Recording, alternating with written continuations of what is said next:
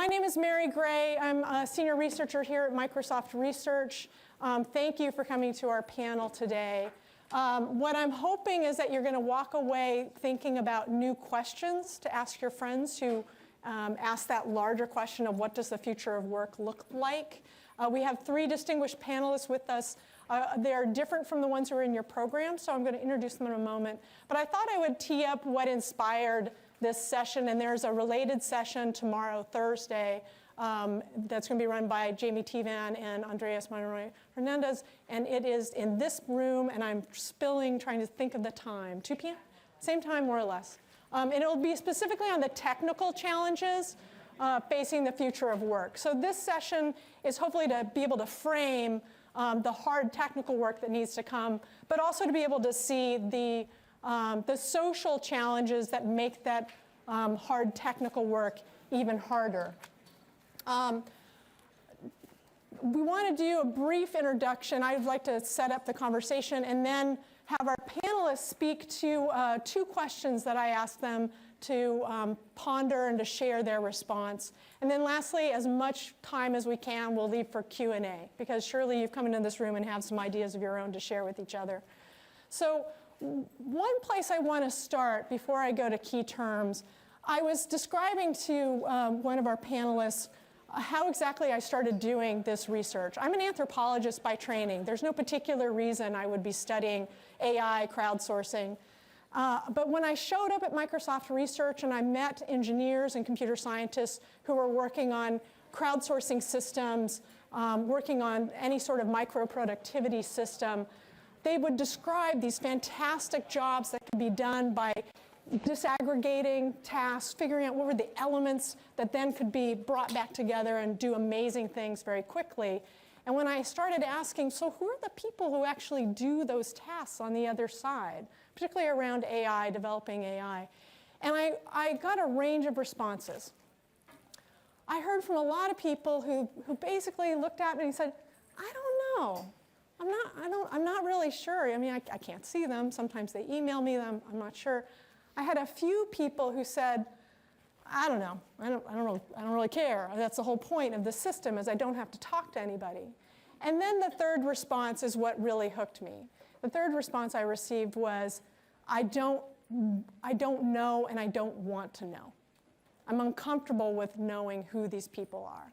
And there were a range of reasons for that discomfort, but I was fascinated by the idea that we were in the thick of designing systems that are effectively meant to keep labor invisible, to present it as automated, and in many ways we were also embedding in those systems an invitation to the worker to be as little seen and as little heard as possible. So in other words, what are the implications of building systems that invite invisible labor by design? So for the key terms that I'd like you to have in mind for today's talk, this is drawing on 2 years of research that I've been doing with Sid Suri in the New York City MSR lab. And he's a computer scientist, so he tries to keep me as clear as possible. So I want to start with some terms to let you know what I'm using when I'm thinking about the future of work and AI and crowdsourcing's place in it. We're really talking about on-demand work, work that can channel through an application programming interface, and really thinking of the API less as software and more as a work site. So if you think about the on-demand service economies that can spin out of the kinds of systems that we can build to be able to disaggregate tasks, distribute them widely, and then aggregate them again, you can imagine that the API effectively becomes the sourcer, the scheduler, the manager, the vetter, the shipper, and the payment system for this kind of work that's churning through a commercial API. The on-demand workers, these people that pick up the tasks, are selling their labor through these on-demand platforms that, again, are often built and positioned as being at arm's length from any sort of human interaction or any necessity for human interaction. And then the last term to keep in mind, and there's so much debate and politicizing over how to name the people who put work on these platforms, I think there's good reason for all of us to continue to listen to what kinds of terms both workers and people who have work to do use to talk about themselves. Because in some cases, the people buying on-demand labor might very well be an employer in the formal sense in the way that we currently define it by law, but they could easily be seen as clients by a worker who identifies themselves as self-employed or as a small business owner who's taking on a client who has work for them to do. Or it might be a vendor, and many of the people in the room are probably familiar here with vendors as staffing agencies that take care and manage and curate workforces for various sectors. So with these key terms in mind, keep in mind what it is an API as a work site does. It definitely is built to eliminate friction, but there are certain pieces of the process of exchange that by design drop out. There's no need nor interest in building in a career ladder. There is, at this point, no need seen for an employer reputation, although I think that's increasingly a question that's being raised about why we might need more reputation systems for all sides of the labor market here. There's no particular visibility of an organized traditional firm, yet we know that a lot of the people who are supplying work on these platforms are traditional firms, like Google, like Microsoft, like Twitter, like many other industries. The assumption is a person isn't sticking around for very long. There's no need for benefits like healthcare or paid leave or any address of workplace safety. There's no particular need to say thank you. I had several different moments in our field work and doing ethnographic work over 19 months and how much it stands out for workers when someone will say thank you for the work they've done in these systems. But right now, we assume that recognition is not necessary. We also assume that there's no worker identity that anybody would attach to doing something like image tagging or doing translation work or other kinds of work that we find in these systems. And then the last two are probably most critical, the findings from our work of how much the assumption that colleagues in collaboration are unnecessary if an API is doing the scheduling, the routing, the vetting, the management, and the payment. And it turns out that probably our biggest finding is just how common collaboration and building up collegiality is in these on-demand work ecosystems.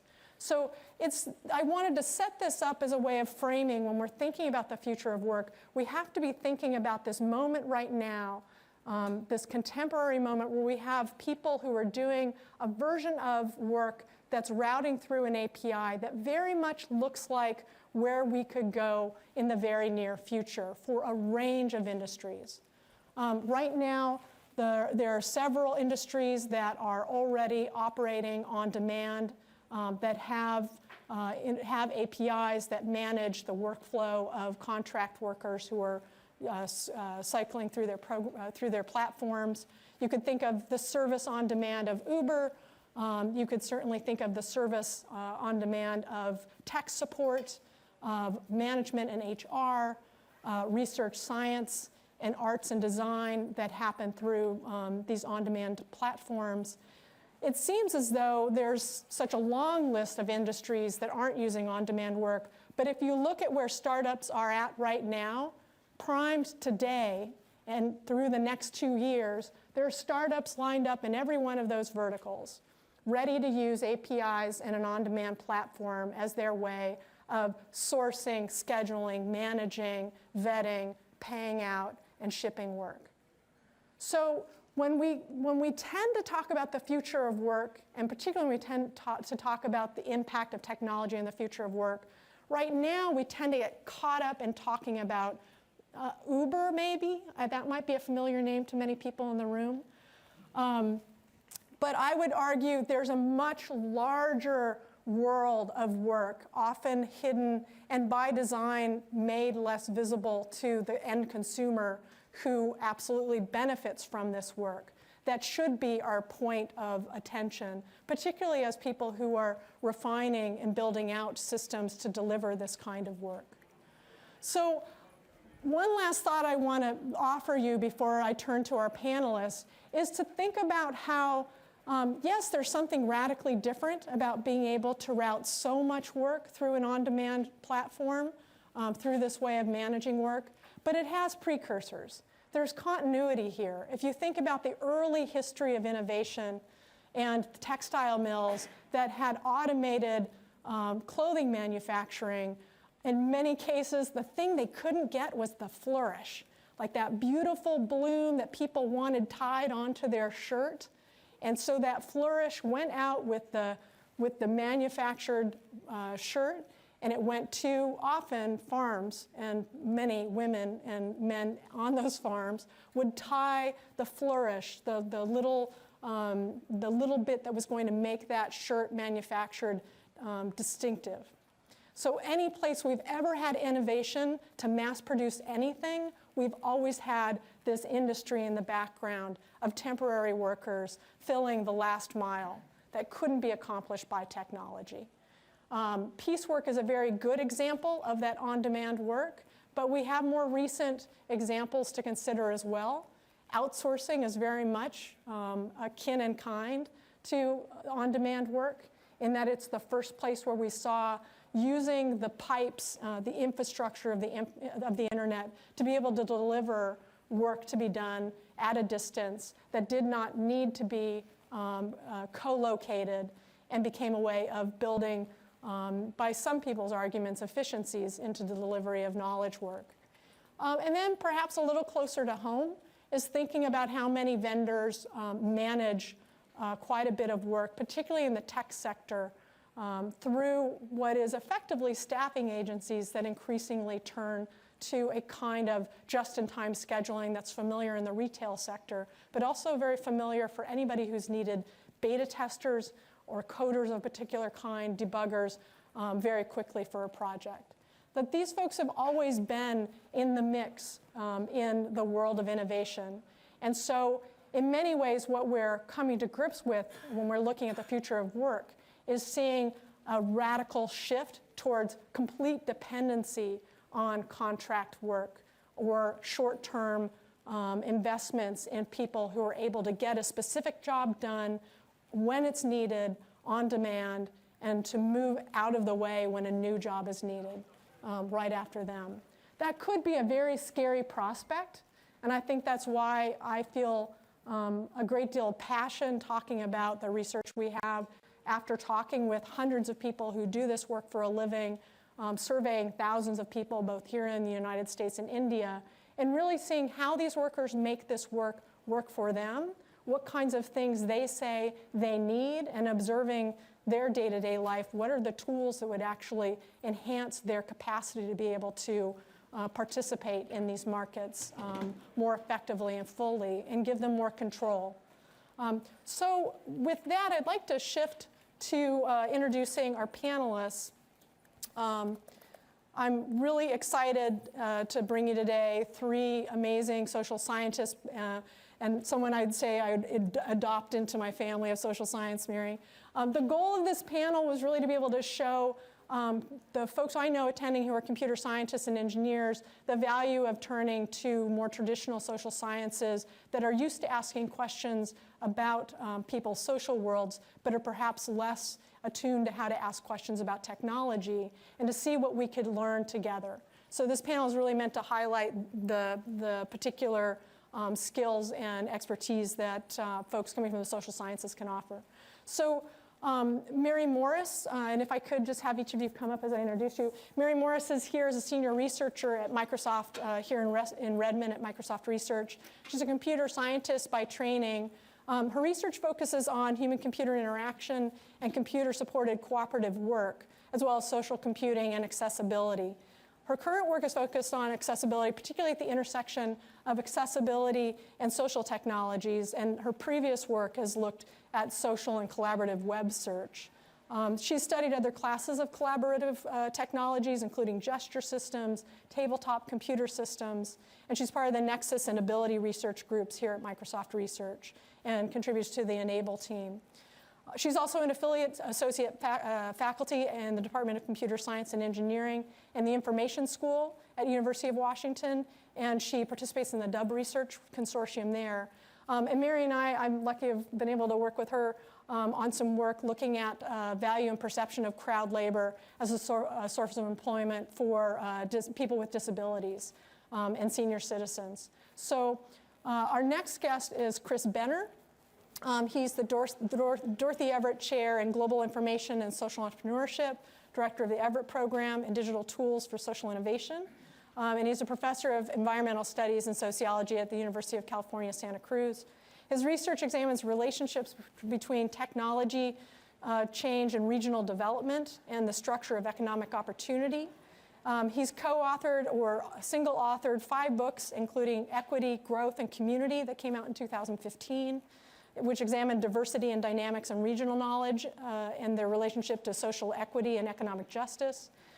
Just Growth, which came out in 2012, which helped uncover the subtle differences and processes around policies and institutional arrangements that help explain how certain regions around the country do better than others.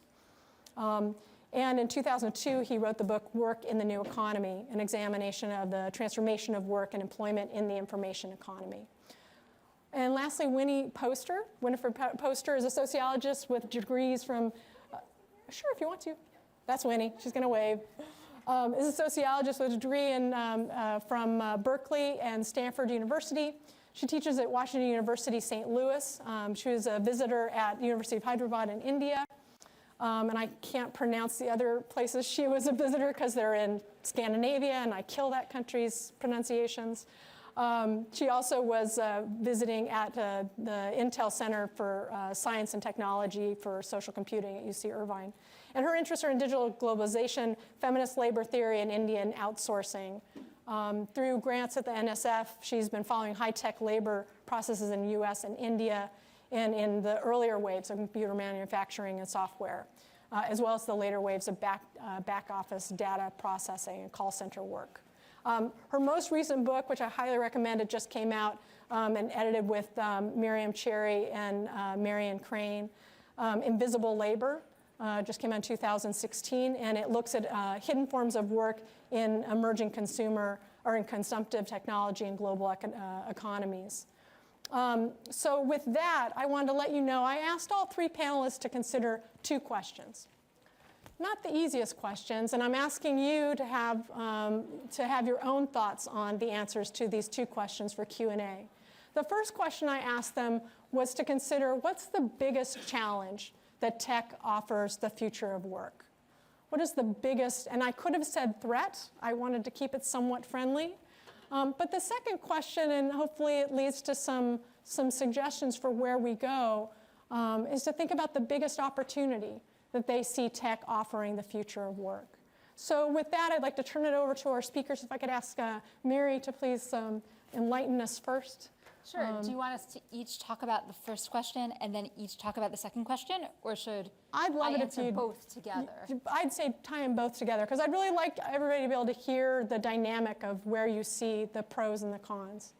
Sure. So I would say that the biggest social challenge for the future of work is making sure that digital labor platforms like crowdwork platforms are accessible and inclusive to all of the people in society who might wish to participate in digital labor.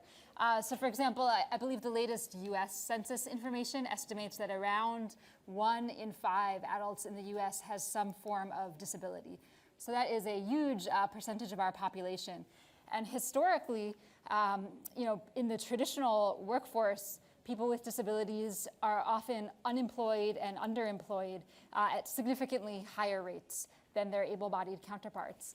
And I think that one of the opportunities of digital work is that it potentially provides a much more flexible form of work that has the potential to offer people with disabilities and also older adults, for example, groups that are traditionally excluded from the workforce, a chance to participate more actively in society in important ways. So participate economically by earning money, participate socially by forming relationships online with other workers and employers in these forms of labor, to participate cognitively, to be engaged, to learn new skills and grow, and also to participate from a perspective of self-efficacy. So, employment is one of the important forms of cultural participation in our society and of being a fully actualized person. So being excluded from the labor market is extremely demoralizing to people who have the capability and desire to work. And so, for example, one type of flexibility that digital labor offers that may be particularly valued by people with disabilities or older adults, many of whom are often disabled, because disability is often acquired with age, is the flexibility in scheduling that digital labor can offer, the flexibility in transportation. So actually getting transportation to a physical place of work is one of the primary barriers that excludes many people with physical and sensory disabilities from participating in the mainstream workforce. But the flexibility to work more from home is something that these platforms offer that would be very desirable. But there are a lot of challenges right now in making sure that these platforms are accessible. So labor laws and workforce laws are obviously catching up to the whole idea of digital labor in many ways. The Americans with Disabilities Act was passed in 1990, and it does require employers, prevent certain types of discrimination and require reasonable accommodations based on disability. But that was written well before even kind of the modern internet era, except for the few people who were back on ARPANET. And so, the Americans with Disabilities Act has a problem with being written for bricks versus clicks, right? So even basic things like accessibility to online commerce and shopping aren't really well covered by current laws, much less accessibility to certain types of labor. But I would propose that it could be very advantageous for operators of digital labor platforms to think about how to design their platforms to be more inclusive and accessible for many reasons. One is that I think eventually the laws will catch up, and so this is good getting out there so you don't get sued later in 10 years. But from a more practical standpoint, besides being the right thing to do, it will let people harness a much larger workforce than they're currently able to reach, and potentially a very skilled workforce. For example, many older adults who are retired but now seeking part-time work have spent years developing a great variety of expertise in many areas that's now unharnessed, right? And so, a larger workforce, a potentially very skilled workforce, and just increasing the quality of work on their platform. There are some people with disabilities now who are trying to overcome some of the obstacles to use these platforms and engage, but when they encounter different infrastructural problems built into these sites and can't complete tasks properly or have to drop tasks and return them, that's bad for the site overall, right? It's bad for the economy on that site because you get poor quality work, unfinished work, it takes longer to do the work. So by making more inclusively designed platforms, platform operators could also sort of boost the quality and throughput of their site overall, which would be good. Thank you. Thank you, Mary. Thank you. Winnie. Is it okay if I stand over here? I'm going to look at my paper, so I'm going to stand up here. What I wanted to talk about in terms of technology and the future of work is a global dimension. And I think this is a really important aspect because various kinds of information and communication technology enabled work is an important factor in how tasks are now spreading across the globe and thereby linking people together across borders in different places. And I see this as having both opportunities and challenges. just to let you know a little bit about myself, I study outsourcing to India in particular.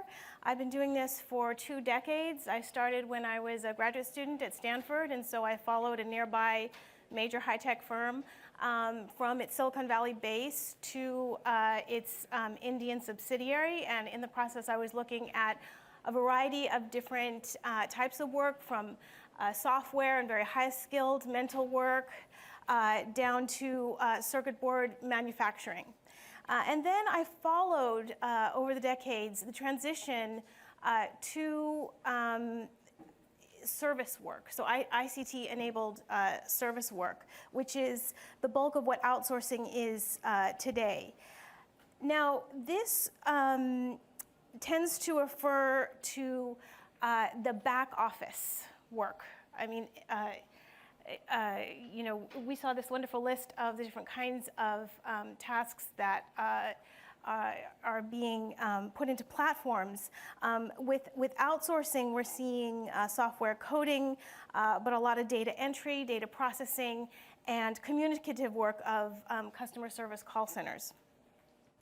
And so I'm really interested in the range of jobs that are being affected in the future of work, not just the high-skilled one, which tends to be the focus in a lot of the discussion in the media.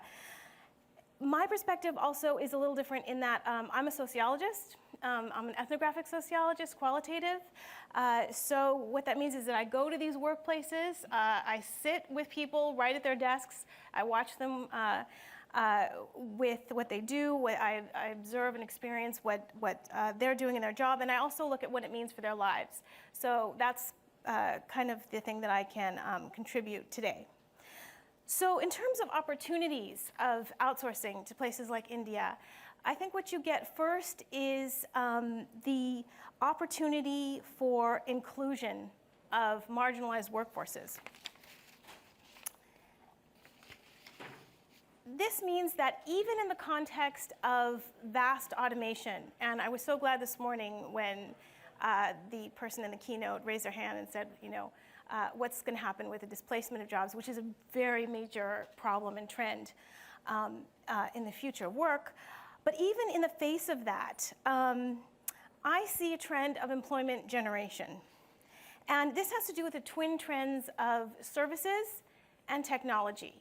So on one hand, the greatest category, the fastest growing category of jobs in the formal sector are in service jobs. And service jobs involve doing something for somebody rather than producing an actual tangible object. And it really can include anything from, you know, government jobs of teaching and training and healthcare, personal services, to financial services. Quite a huge range of things are in that category. So many of those jobs, as Mary pointed out, are now moving into the possibility of ICT platforms of various capacities. And the first step, I think you see that, is through outsourcing, where the back office work is being sent. And so this is a significant number of jobs that are now growing. And Lucy Suchman also discusses this in her book, Human... whatever that is, if you know the STS literature, Science and Technology Studies literature. But she says that the growth of human service jobs is actually parallel to the growth of service automated jobs of, you know, conversational agents and such, as we heard about this morning.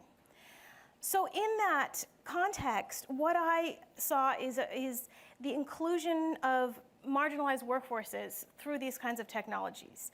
And these are people on the periphery of the labor market, women, disabled people, rural people, seniors.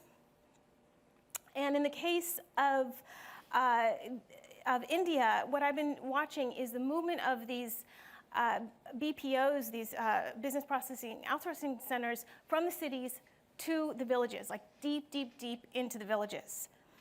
I went to 3 states in India, and I was literally in situations where you'd see, you know, miles of fields and then a freestanding building. Business processing center, fully equipped with a generator, with internet, computers, sometimes air conditioning. These children of agricultural workers were now shifting what had been generations of work in the fields to now computer, mental, semi-skilled work. Now, this was really important in a rural context, not just sort of in the process of urbanizing or globalizing these workers, but also in the face of the particular conditions of rural India, which is currently massive drought. So I would drive, to get to these centers, I had to drive, 2 or 3 hours from a major city, and there I would just see like brown fields, like nothing was growing. And on some of them, people had even just started making these fields into ovens, literally. They put kilns on the fields and they were making bricks because they couldn't grow anything anymore. The farmers are also in a severe situation of debt because the prices of seeds, and it's led to a trend of something called farmer suicide, which has happened to tens or hundreds of thousands in India.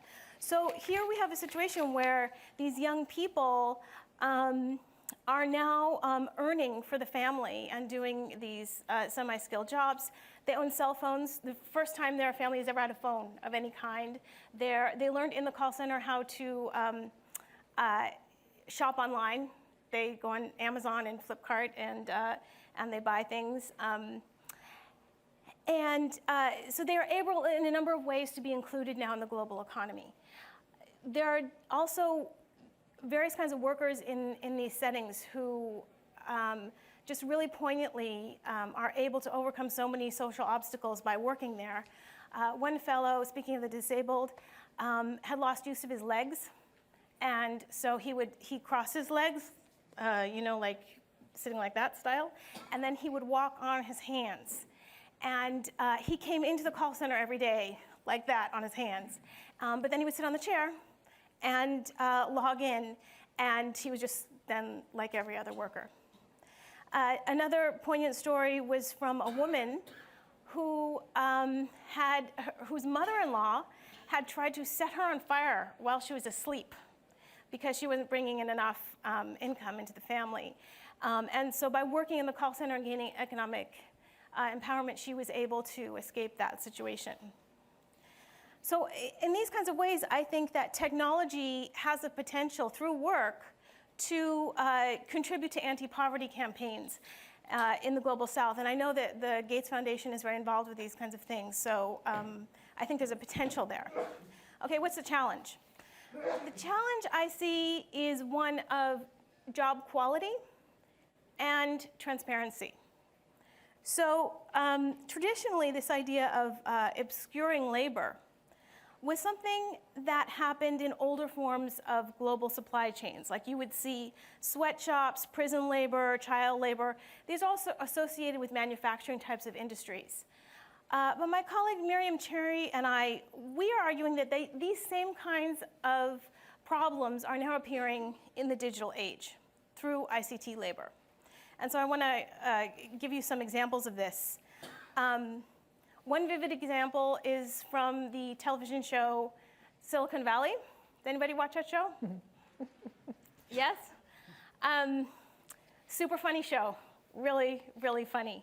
A couple episodes ago, though, the very last scene, the setting, by the way, is in Silicon Valley, in a startup, coders really committed to producing their piece of technology and the trials and tribulations that they go through in trying to get that done in Silicon Valley.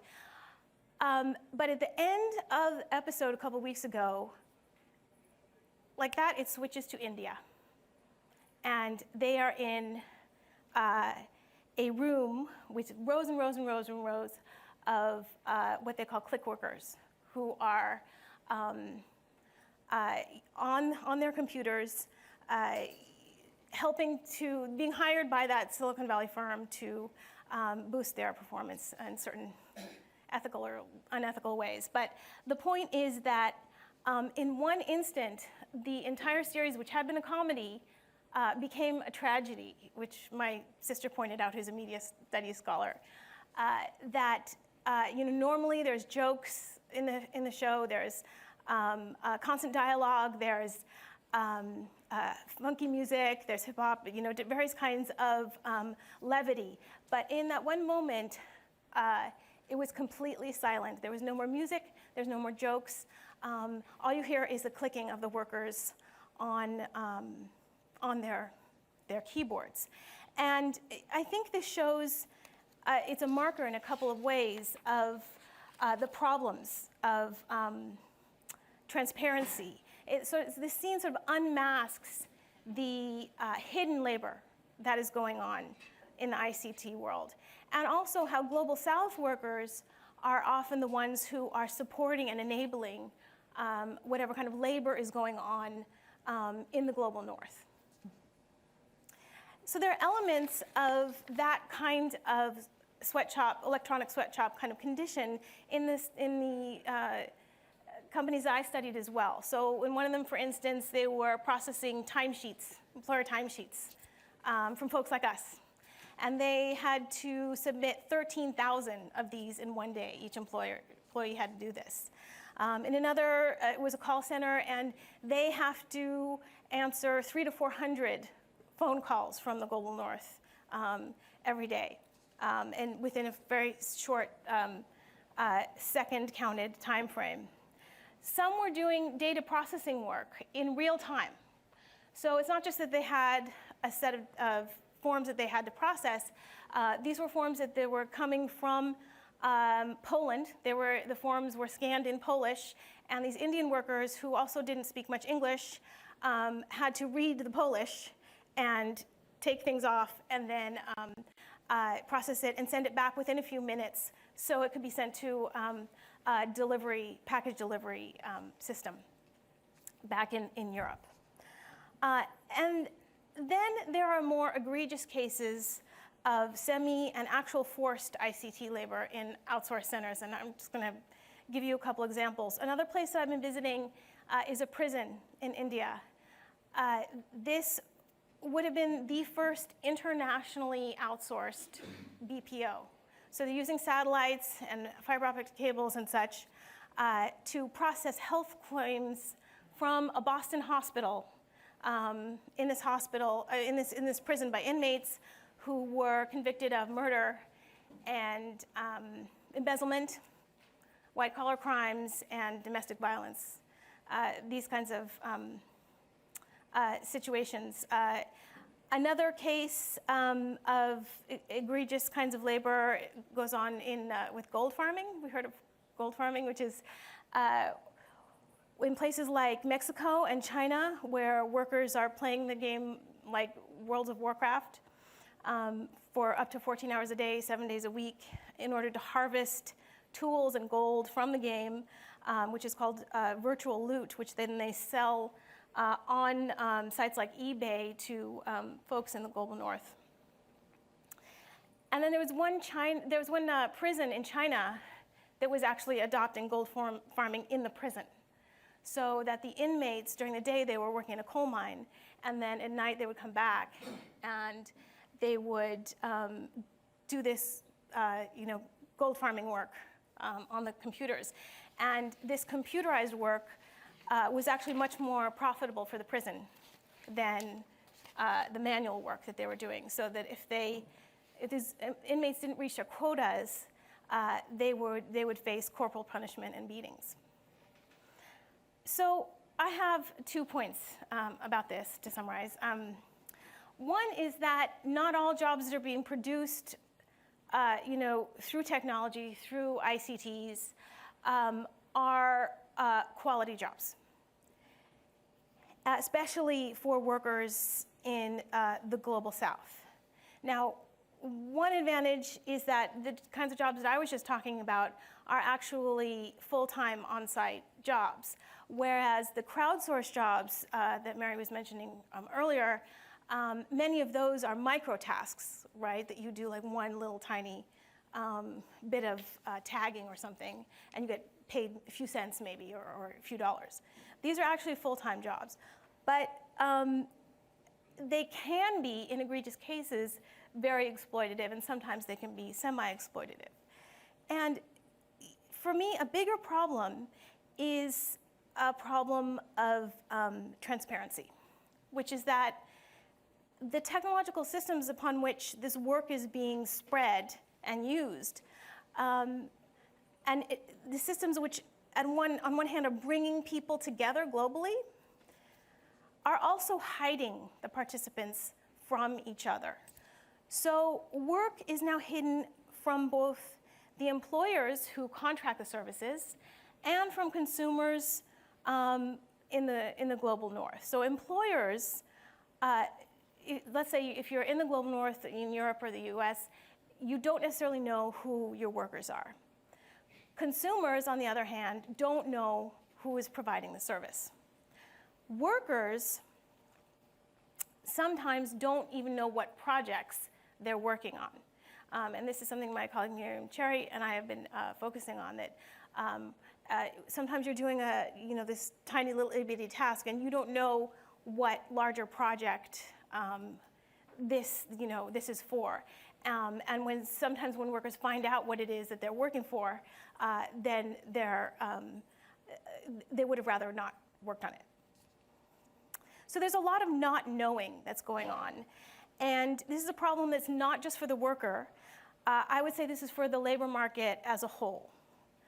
So if work is hidden from employers and consumers, then it's very difficult to make ethical decisions about what type of work to contract or support.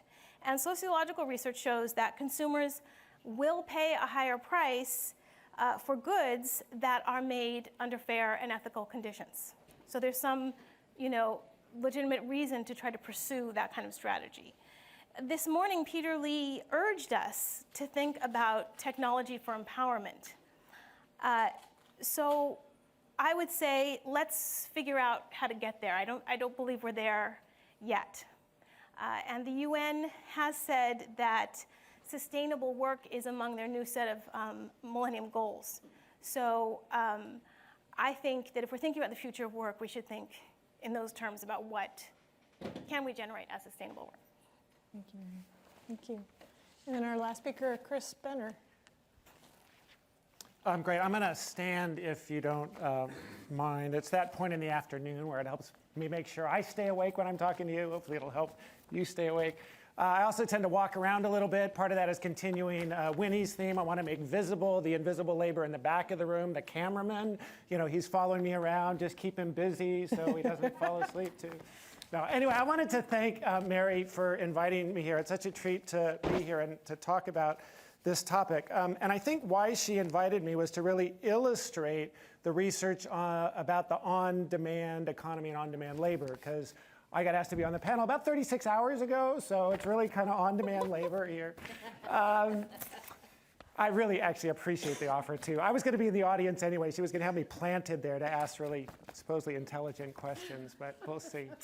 Anyway, part of what she asked me to do was say a little bit about the background about why I might be qualified to talk about these issues. And one of the things is that I'm an economist, or I have some training in economics. And those of you who know anything about economists know that the kind of person who becomes an economist is someone who's good at math, but doesn't have an engaging enough personality to become an accountant. So you can go to sleep now. So hopefully I'll be a little more entertaining than that. I've been studying these issues of technological change, restructuring of work and employment, and really opportunities for disadvantaged populations for actually roughly 25 years now. Actually, it was interesting hearing Peter Lee talk this morning about reflecting on 25 years of Microsoft research, because I started graduate school roughly about the same time. And I wrote a book about 20 years ago that Mary mentioned called Work in the New Economy. And the same way that Peter was sort of saying, if you look at what was going on back 25 years ago, like most of the ingredients of what's happening today were going on back then 25 years ago. And you go back and look at my book, Work in the New Economy, a lot of these issues around on-demand labor and outsourcing and flexibility and rapid change, like they're back there in that book 25 years. You can still get it on Amazon.com, by the way. Oh, can I mention that other Seattle company at a Microsoft event? And it was interesting actually going back and looking at it, because when it came out, the book, was selling $25 paperback, $40, hardback. The hardback version is now selling for $160 on Amazon. So I have outperformed the NASDAQ in that period of time, if you had bought. People would know about the dot-bomb boom. So I was studying Silicon Valley in the 1990s, was really what it was all about. And a lot of my work is rooted in regional labor markets. And there's a bunch of reasons why in an information economy, regions are very important for innovation and career paths and the kind of infrastructural part of our information economy. But before really answering these questions, I did want to kind of highlight in the way that Mary asked the question to me in the email of to really say, well, what is the societal challenge posed by technology's role in the future of work? And I really appreciated that framing because too often we get this question today, or the phrase, technology and the future of work, as if technology is causing changes. And okay, those of us who are thoughtful about it, know that okay, technology is a shorthand for a broader set of social and economic processes that shape the development of technology. But when we don't make explicit the fact that essentially what most people think of as technology are just tools. I mean, they're pretty fancy, powerful tools, but they're just tools. And in addition to tools, if you're going to transform the world, which is essentially what technology is about, is a set of systems and processes to transform the world around us, you need two other things. I mean, you need people who have the right skills and knowledge and capacities to use those tools. And you need the social and economic systems and relationships so that those people with the skills and capacities can effectively use those tools for agreed upon means, right? So you think about Webvan, for people who know that. Webvan had a really sophisticated set of tools to deliver you groceries when you wanted at the right time back in the early 1990s. What they didn't have was a consumer base of people who were accustomed to ordering things online, and they didn't have an infrastructure system of transportation that could get lots and lots and lots of vans full of food to hundreds and thousands of consumers during rush hour when people mostly wanted their food to be delivered at home. And so they plowed through billions of dollars of venture capital because all those other systems weren't in place. Or to use a more contemporary example, what would happen if you released Pokemon Go?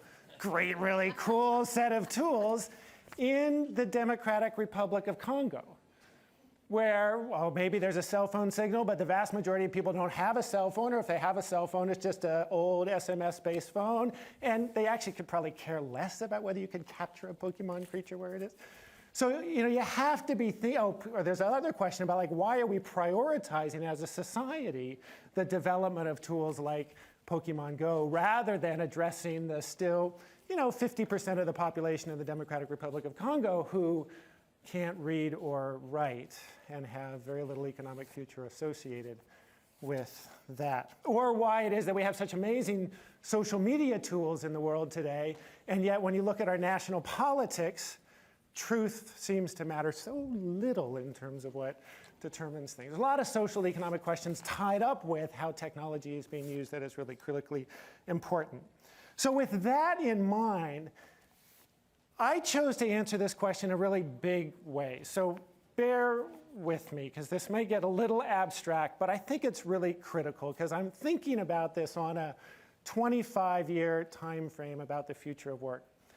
I think the biggest societal challenge we face is the disconnection between, on the one hand, the increasing socialization of work, and on the other hand, individualization of employment. And I will argue that that's fundamentally tied with growing inequality in our society that we need to address. So what do I mean by the socialization of work? If you think about a classic industrial economy assembly line, someone can be there assembling an automobile or furniture or a piece of textile, whatever else it is. The critical thing is they're manipulating some material product. And their effectiveness in manipulating that material product is what determines the productivity of that enterprise. And okay, yeah, there's some close communication often with people around them in the workplace, but essentially that's immaterial to actually moving along in an assembly line. It's highly individualized work. But when you're in an information economy in which information technology is potentially applicable in all spheres of human activity, because information is important in all spheres of human activity, the social dimensions of that are critically important in terms of what value gets created or eroded in that process. And let me highlight just a few examples of that to give you a flavor of it. So one is, of course, the critical importance of the historical and cumulative process of science and technological development. We are all innovating on a platform of literally centuries of the work of thousands and thousands or 100,000s of people who've gone before us. And public sector investment is a really critical part of that. There's a great book called The Entrepreneurial State, written by a woman named Mariana Mazzucato, who looks at the iPhone. I actually don't have my iPhone here because I wasn't sure I could show an Apple product at a Microsoft event, but maybe that's okay too. And she looks at the origins of most of the major technologies in the iPhone, including the signal compression, lithium-ion batteries, liquid crystal display, the micro hard drive, microprocessor, the multi-touch screen, Siri, of course, the Navstar GPS system. All of that has its origins in major public sector investment in fundamental research. But she conceptualized that as essentially very early stage venture capital, before the private sector can see potential market returns, and it's too risky to invest at that stage. And so the public sector steps in as that role, but of course not taking an equity stake in that, but I'll come back to that. So anyway, that's part of the social contribution to value.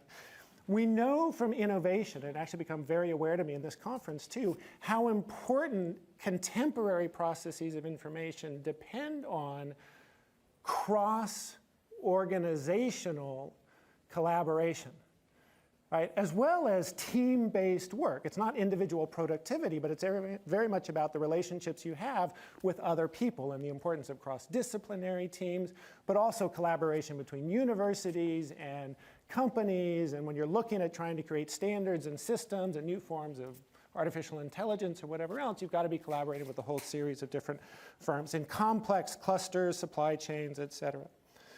But the other thing is, think about all the different ways that information and knowledge that goes into commodities and services that are bought and sold are created by not workers, but are created by all of us as consumers and users of those products and services. I think about that now every time I drive in my car with my iPhone, because I'm sending data to the cloud that gets used to track traffic, right? And there's a chain of money that gets sent between the telecommunications company and Google and Wave and other ones that's all about using that data that I'm just using by traveling overall. But think about that also. I mean, Nike, Reebok now allow you to design your own shoes, and of course they're gathering that data as part of that design process. Probably most of us who flew here today printed our own boarding pass. That's a process of consumers adding value to what used to be done by, employees. So all of that is part of creating value in the economy. And all of that is aside from what is now at least 50% of jobs that involve some form of what we call emotional labor, right? It's this interactive service work in which you're building a relationship with the consumer in a way that that information can either be constructive or destructive to that relationship. So all of that is socialized work. What do I mean by individualized employment? Well, again, if you think about the contrast with the dominant form of organization in the industrial economy and assembly-based work of large corporations, lifetime careers in a single company, all predicted, that goes along with that, we've lost from that unions. Unions used to represent 35% of the American workforce, and you had sort of collective compensation systems as part of that. It's now become highly individualized. And even companies that weren't unionized would often follow those same patterns. So you had a much more sort of collectivized compensation system.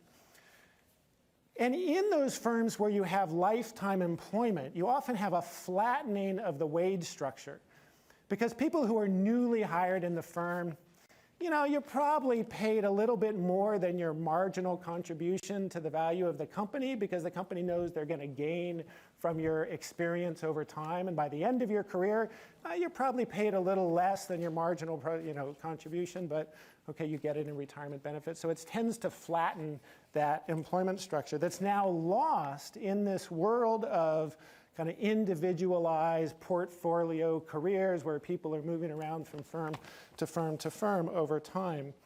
And there's also a whole series of chance processes that shape people's career paths in that process. We like to think it's all rooted in human capital and our social capital and processes, but there's a great new book out by Robert Frank called Success and Luck, which is really about helping to document all the ways that just chance and luck shapes opportunities for some people and not for others.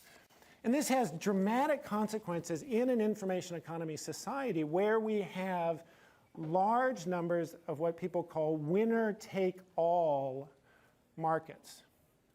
Like, you really only need one Facebook, right? MySpace, Facebook, okay, maybe two, but then Facebook wins it all out. There's lots of markets like that where you really only need one platform. And in fact, because of the network effects and sort of zero marginal cost for product-based industries, that's another sort of economic concept, there's lots of reasons why once one company gets an advantage, they are likely to dominate the whole sector by creating a platform where things are connected. So one example of that is if you look at WhatsApp, when it was bought by Facebook, $19 billion, like they had 55 really, really smart people in that firm, but don't tell me they were worth $345 million per person, because the app itself isn't that cool, it works. What they were buying was the 420 million users on WhatsApp, and at that time, what was 34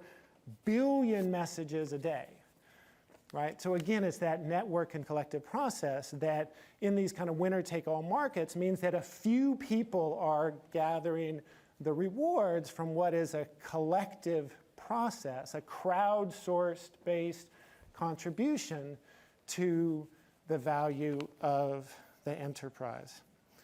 And yet we have these structural divides in our economy where we still, most of us, need to eat, to sleep, to live in houses, to have those material goods. And so you have a company like McDonald's that might have a revenue per employee of $60,000.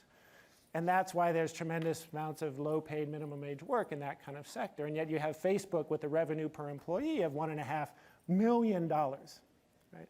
You don't solve those kind of levels of inequality through the labor market alone, no matter how much education you provide for people, right? People took to like education is the solution. Well, education is very, very important, but it has very serious limitations in dealing with this level of inequality. So that comes to my final point, which is what do I see as the opportunity that tech offers? Well, part of what you're seeing in the stories that Winnie talked about and Mary talked about is the connections with marginalized populations and disadvantaged populations, but also making visible in some ways the crowdsourced nature of value in our society, is that hopefully we can finally get beyond this notion of the yeoman farmer and the individual entrepreneur that sort of drives the culture of this country, and that is, I think, fundamentally undermining not only our political cohesion as a country, but also undermining our potential for economic growth and for realizing the very real technological capabilities of the new technologies that are coming out that we need to have in a context where everyone has a livelihood and everyone's contribution to the information and knowledge that drives this information economy is recognized. So there are various policies that we can talk about if people are interested about how you might do that. A lot of people now are talking about a universal basic income as one way of doing that, which, by the way, I argue is important, not because technology is replacing jobs. I don't think that's happening. But I think is more about representing sort of a citizen's dividend, coming back to old sort of early founding fathers of our country, Thomas Paine, talking about the importance of a citizen's dividend, which is essentially about recognizing the kind of publicly produced or socially produced information knowledge in the society as a common pool resource that promotes economic growth and that we should all benefit from. So with that, I will leave it back to Mary to help us lead us through discussion. If you could join me in thanking all the panelists for their opening remarks.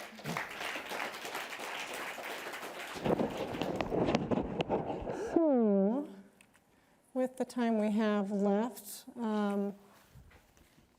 we have about 15 minutes, and what I'd love to do is be able to open it up and you can make a comment. This is a good place to stand up and make a comment and say what you disagree with or agree with, ask a question, and it doesn't have to have a specific answer in mind so much as something you want us to leave thinking about. And I think we have some runners who have paddles. So if, the gentleman in the back. Thanks for a great presentation, all of you. I just wanted to turn back to the comment about the winner-take-all types of models, like with WhatsApp. It seems that this winner-take-all type economies and democracy is kind of a toxic mix, actually.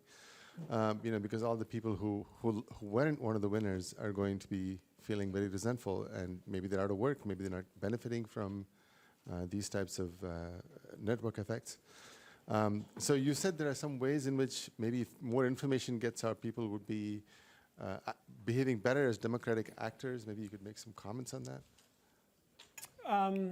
Yeah, so we could talk a long time about the winner-take-all economy, and it essentially gets created through a variety of different processes that I won't go into, but hopefully people can recognize. I mean, part of it is, in many ways, they're natural monopolies in many of these sectors. Where, if you're creating a platform for people to interact on, ride sharing or getting rides around, okay, maybe you can handle 2, but if you start having dozens of them, they become less useful. You really want to have a system where everyone who's looking for a job can get access to everyone who has a Lyft to get access to everyone who has a car to share it with. So, we used to have a system where the public sector provided the infrastructure for a public good. If it's a utility, if it's the road system, the sewage system, the water system, et cetera, we recognize the importance of the public sector investing in that, ensuring that everyone had access to it. We've had some legal decisions recently about recognizing the internet should be treated as a utility. Yeah. It's a public good. It should have public access, and the government needs to ensure that. I think we need to recognize that in a lot of these information technology sectors, there are very similar dynamics at play. And so we need, major societal regulation or contribution to recognizing that, okay, maybe it's a good thing to a certain extent to have a regulated or, at least observed monopoly in some of these sectors, but ensuring that the benefits of that are distributed through a tax system, not through the labor market. To the benefits of society as a whole. Now, how do we get there is a political question. It's a social question. That's why you got sociologists and social scientists up here to think about those kind of questions, because it's very tied into the characteristics of the technology, but is not going to be solved alone through the technological systems. If I could add one thought to that, which is one way for us to all imagine reframing whether one takes it all or whether someone's handing it to them. So one role we have to play as consumers is to really start dig into the questions of, is that app that I find really convenient practicing effectively employment law in a way that really reflects my values? If somebody doesn't really care, know that that's where they're coming from. But I think it's really important when we're looking at the paradox and the challenge of network effects of the power of one app, one particular service that's mobilely driven, really likely crowding out literally on our screen more than maybe one other service, that we're going to have to come to grips with when presented with a firm that's offering something that we absolutely enjoy, that works for us as consumers. It is on us as consumers to then say, okay, what are their practices? What are their environmental practices? What are their labor practices? If we don't ask that question, we're really shirking our responsibilities as consumers. And I would say, picture your sons and daughters, your nieces and nephews as the likely laborer in that system. Because looking at this as the future of work, we all want to be thinking, what kind of job would we imagine somebody has, and can we imagine that we would want that job for the people we love? That might be a way of squaring, not so much resisting the reality of the kind of monopoly that comes from network effects. One of the economists in my lab, Glenn Weil, makes a fairly strong case for the value of monopolies in some cases. It's an interesting and provocative move, but it then really calls on us as consumers to think about what that means and what the lack of choice means, both for ourselves but also for those who are employed. And I saw a hand go up over here. Yes.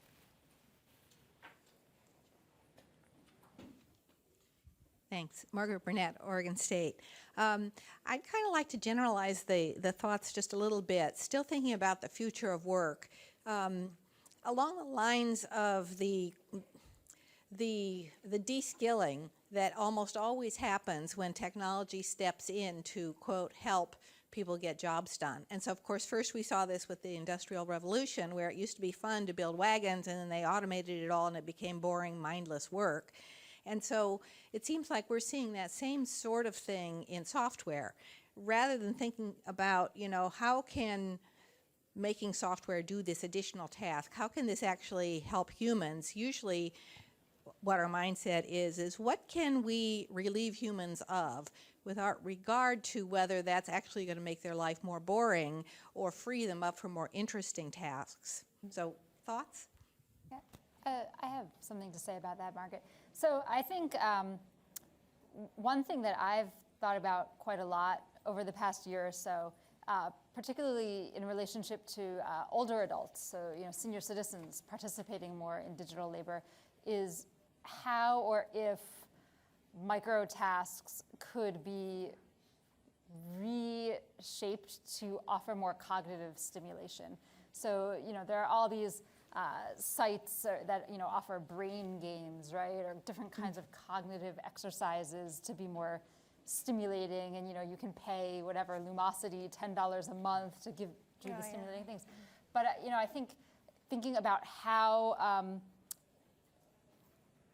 microtasks could be generated in ways that preserve the work artifact for the employer, but potentially offer cognitive stimulation and benefit, or maybe even educational value to the end user is really interesting. So for example, as one simple example I saw at a conference recently, someone was talking about the case of transcribing, right, like a scan of a paper form. So at the doctor's office, there's a paper form where the nurse has filled it out in ink, and then it was scanned and sent to Mechanical Turk, and some Turker is now typing in those fields so that they can go into a database in an electronic health record.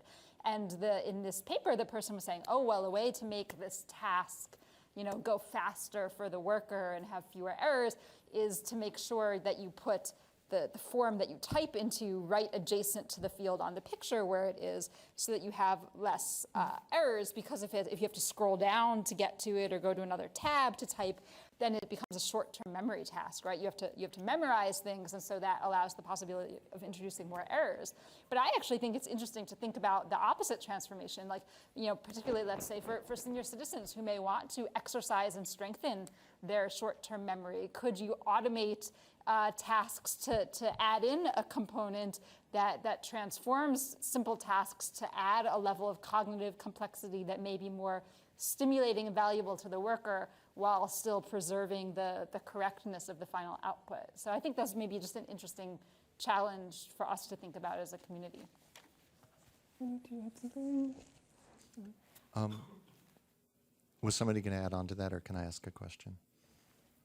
I have something to say, but I'll say it afterwards, because it's something I'm still It's a working really on important writing. issue, and I actually, let me just say it now, because there's a whole set of debates about de-skilling and re-skilling, a lot of the research shows that it depends a lot on your unit of analysis. That if you're looking at a single job, technology in many cases might de-skill it and taskify it, but it's also usually based on a broader set of issues. But the thing that I would really point to that I think both Mary and Winnie's comments really bring out is actually the true story of the Luddites. People have heard about the Luddites, right? Ned Ludd and his followers who broke the machines that got brought in to create the textiles in the British textile industry. One, Ned Ludd was not a real person. He was an ideological character that they pulled out. But the second thing is that what they were protesting was not so much the machines replacing their jobs. It was about the way the employers were creating worse conditions of employment by hiring less skilled people to operate the machines, which actually contributed to a tremendous expansion in the number of jobs in the British textile industry because it made it much more cost effective and opened up brand new markets. And so I think the real question that you're raising is when we bring in technology, what is that doing to the quality of jobs that people have, which is again a decision not based on the technology, it's based on the organization and market decisions that help drive the purpose of that technological use.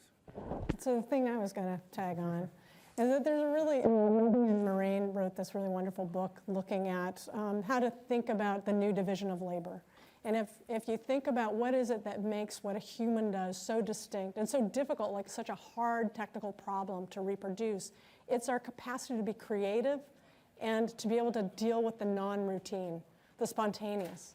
And I have a researcher in our lab, Madhu Sudan, when I sat down and asked him, like, why is this so hard? I don't understand what's the difficulty. He was talking about the sensorial is so difficult to reproduce, that we spend a lifetime being able to figure out the nuances of a sound, and what's beautiful to us is not beautiful to someone else. I always tell my students, like, any place where grown adults disagree on something and can't quite figure it out, that's a place where a computer is going to struggle even more so.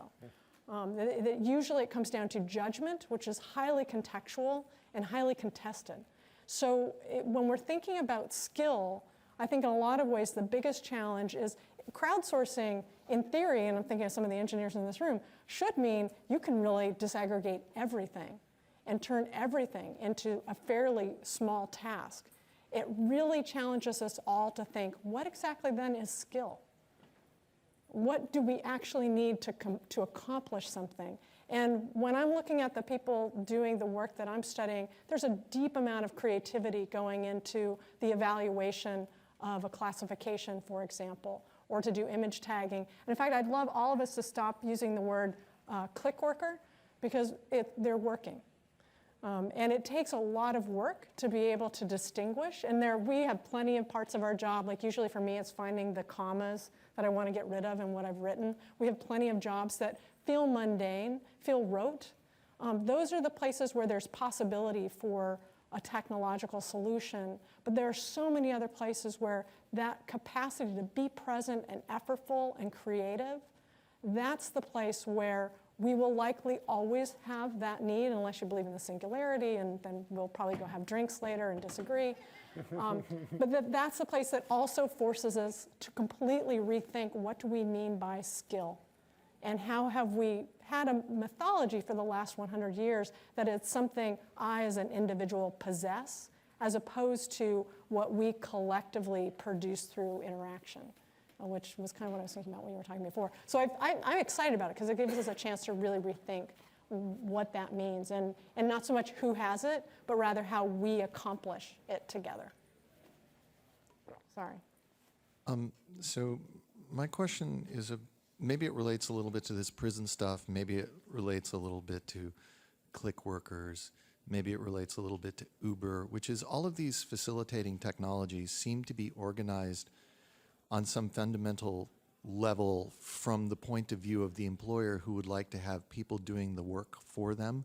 And, one of you brought up plummeting labor union membership. And are you guys aware of any major efforts to really make all these, maybe they won't be like micro-task labor markets, but to reorganize things, to take this moment where work is being reorganized and put a little bit of labor security back in the hands of the workers, to put a little bit of more, and I don't mean like e-lancer is going to be your labor security, because there will always be another e-lancer job. what do you guys think? Is it even possible to organize these things around a way that is more beneficial to the worker rather than to the employer? Well, I mean, thinking about crowd labor with platforms like Amazon Mechanical Turk, there's a lot of unofficial worker self-organization through sites like Turkopticon and Turker Nation, where workers share information amongst themselves about who is and isn't a good employer and who does and doesn't pay a fair wage, and tips for doing better. So I think you do see some of these grassroots efforts by people to organize in this kind of workforce.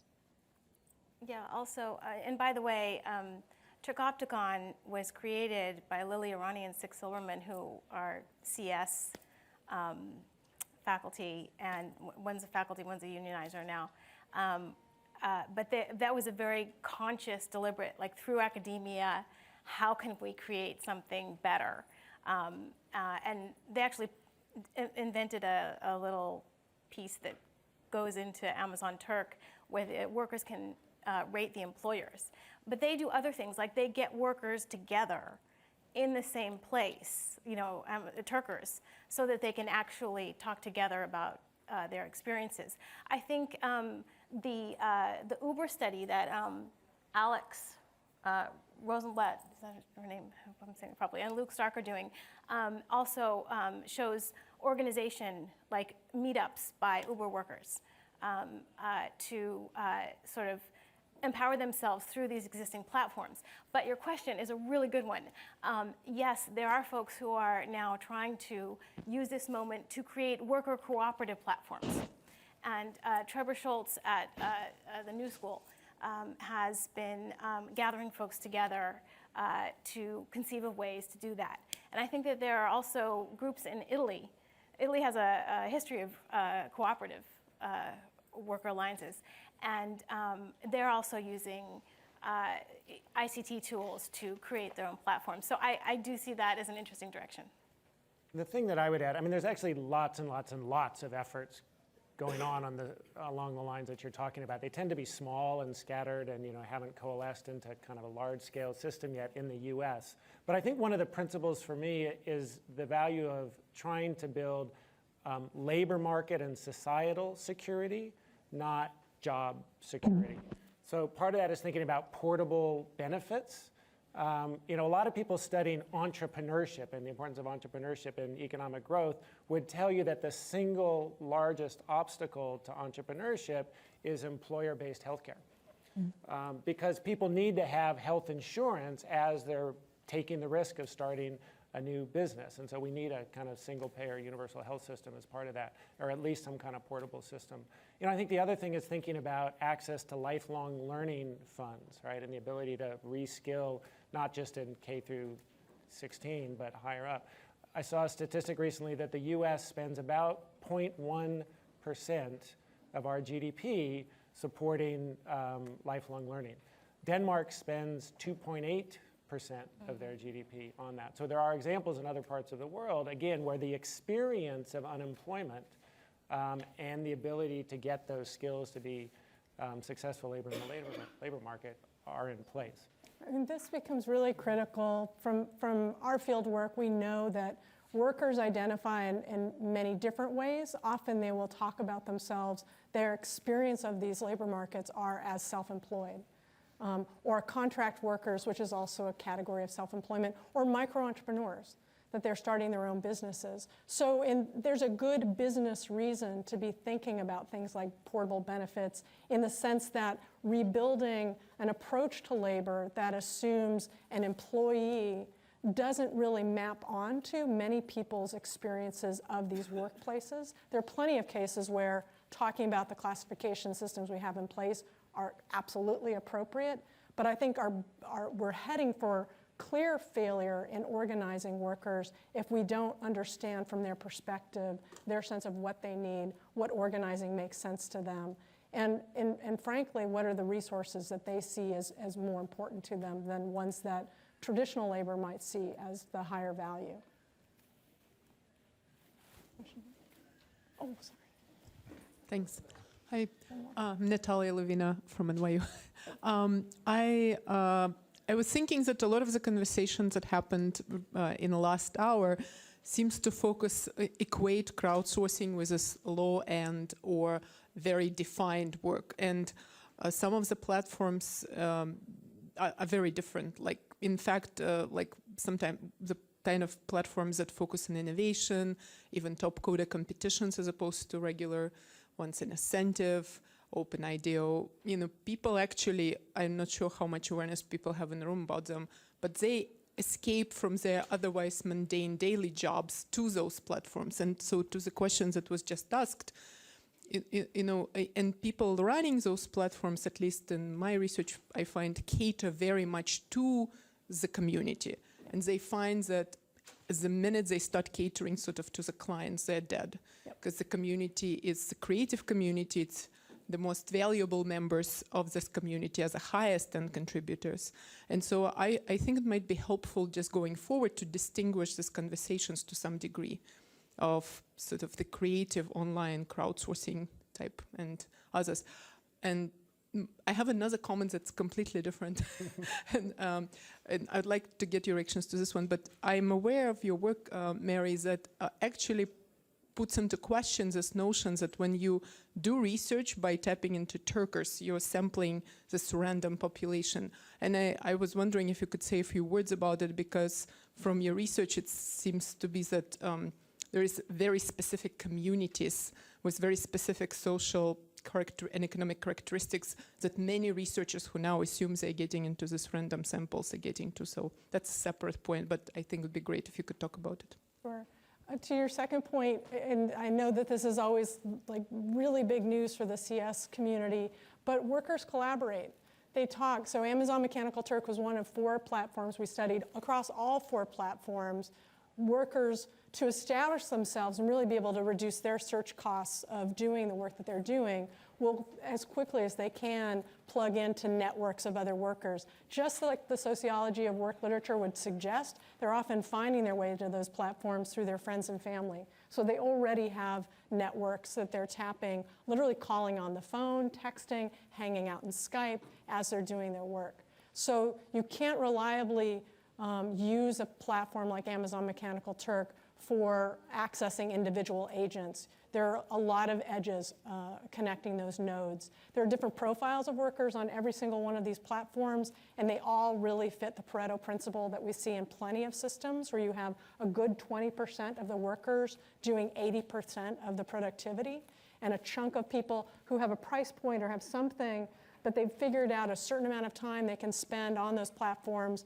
make some money or do other things, and they're not there that often, but they're a critical part of the workforce because they're the ones who sub when that core group fall away for whatever reason. And then there's a long tail of people who sign up, have accounts, they're adding value to that platform because they're listed as a labor force that's available. And there are also people who add value because they'll do 6 or 7 tasks and then head out, but they are the ramp into those other 2 categories of workers. So there are different kinds of workers who are there.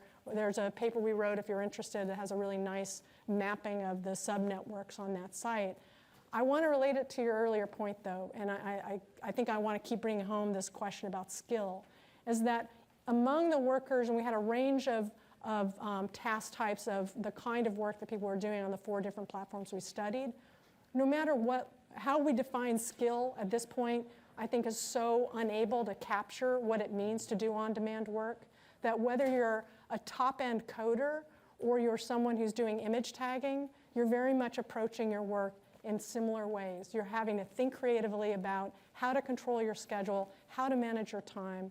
And I think in all cases, hopefully that becomes a base for connecting workers who often see themselves as white collar, I don't have to care about that low-skilled worker, when in fact, there's no collar attached to on-demand work. It's folks who are picking up work that is scheduled, routed, staffed, vetted, and paid through an online platform. And so to be able to grapple with, and really for us as both consumers and citizens, but also likely related to people who will become workers in these systems, thinking about what are the dynamics and the social contracts we want to come with that kind of labor. Can I respond? Yeah, please. So You're right that in terms of if people are trying to think about platforms like Turk or other platforms as being a representative sample of the population for user studies, there are clearly all sorts of groups that are statistically underrepresented on those platforms, like older adults, people with disabilities, people from varying parts of the socioeconomic spectrum. And one of the big, I would say in our work we found there are 3 different levels of accessibility challenges that are potentially excluding different categories of people from the system, right? So one, like the kind of the first level, like the base level, is I think what people would traditionally think of as an accessibility challenge, which is like, the user interface of the software is inoperable for some subset of people, whether it's people with lower technical skill because the instructions are really confusing, or whether it's people who need a screen reader to operate their software because they are visually impaired and the software is not designed to support that. So there's that kind of fundamental interface level of challenges that excludes some portion of the population from participating.